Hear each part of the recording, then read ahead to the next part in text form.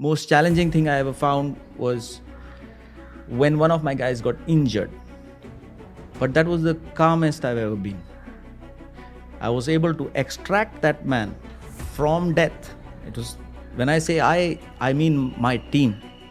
We were a very small team, very few guys, heavily laden with combat gear and all the things that you need in various kinds of situations that may come up during combat.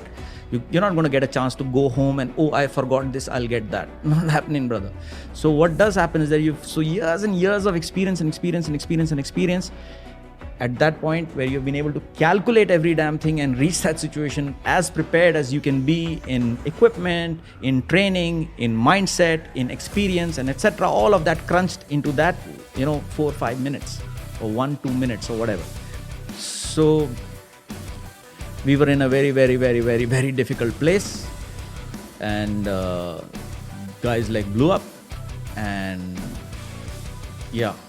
It was like I was looking at that guy and I was thinking, no, he's dead.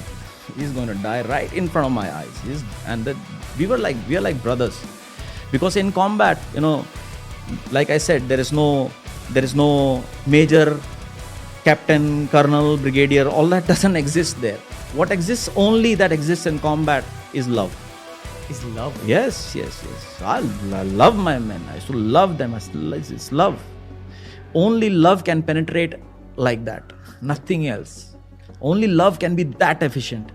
So it's that love which forms after trust. Trust comes before love. So then the love comes, and then with that love vibration, you can fucking penetrate anything. So at that point of time, when I was seeing this guy, and what a guy, man. What a guy. Like his like ankle below was gone. There was space there. And then his 1 foot, which had basically blown up, there was only one bone. There's the bone of the longest toe, there was no flesh on it. It was just a bone, and which had broken in like a hook, and there was nothing else there. And this guy was like, he had his hands behind his back like this. We extracted him in 5 minutes. 5 minutes, I'd formed a protective circle around him. And we were like pumping him with morphine, we were pumping him with IV, we had put in IV, we had put in tetanus, we'd like, bandaged the wound. He was spurting blood like a machine. Every time he would pump, he would spray blood like that. And within 5 minutes, we had like sorted him out. We had brought the blood down to a trickle, and we had administered what was needed to be done. There was no doctor there. It was just us. So we are trained to be able to handle something like that. And then it goes into instinct. And only love can actually get something out like that. So that guy had such fucking balls on him.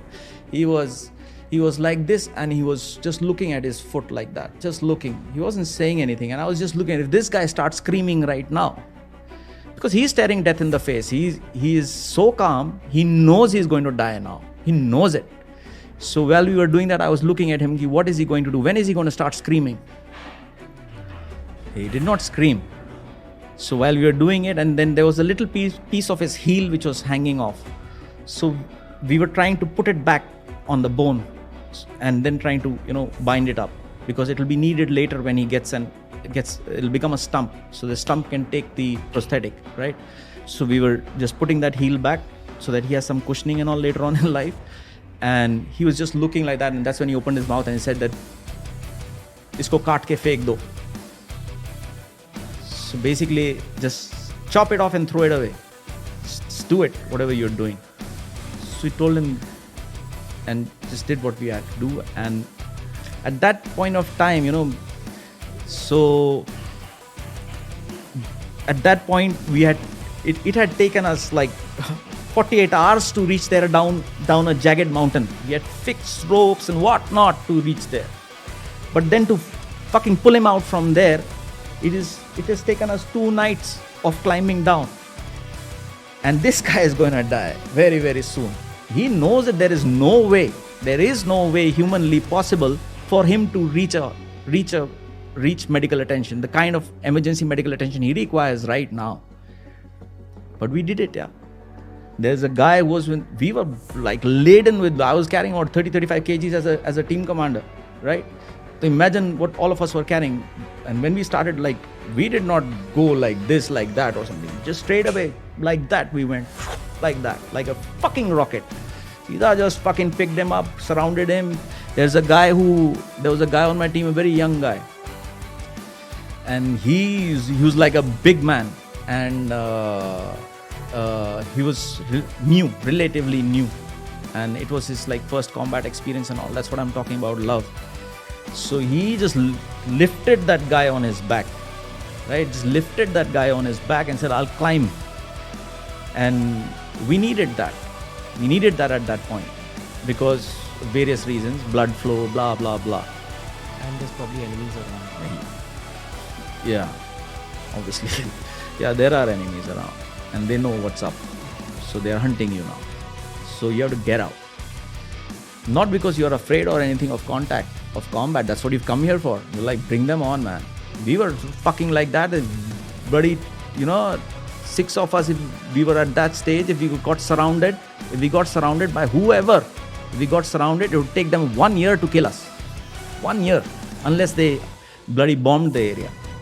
That level. So, when this guy picked him up, this, let's call him A. So A picked up the guy who had blown off his leg. This guy started saying, no, put me down, I'll walk and go. That's what he was saying. His leg is gone, like his ankle below gone. And he's saying that, no, you put me down, I'll walk and go. I'll carry my weapon. He was carrying his IV bottle in one hand, in which he was getting IV fluid inside his body. And he was carrying his weapon. He was saying, no, I'll walk. So I had to tell him, brother, please climb on his back. So he said, okay, let it go. So he climbed on his back and we were going, and there was this huge rock in that nala where this guy put his foot on to climb up, and that huge rock like rolled onto his shin bone. And he just sat down and the guy who was carrying the other fellow, he just sat down, caught his foot like this, and like about 30-40 seconds he was like this, and then he got up and told him, you climb again. And we started climbing and we had him extracted by 3:30 a.m. in the morning. I had him on the fucking helipad, man.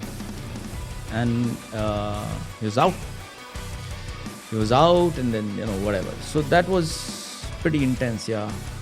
So that particular situation, like it was so much of intense hard work and planning and guts and balls and fucking whatnot had gone into being there at that point of time.